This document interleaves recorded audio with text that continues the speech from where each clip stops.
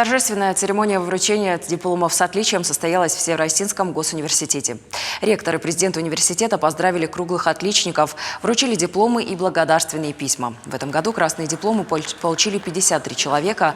Это бакалавры, магистры и специалисты. По словам ректора университета, выпускники проявили себя не только как добросовестные студенты, но и активисты социальной жизни университета. Церемонию провели в условиях соблюдения санитарных норм.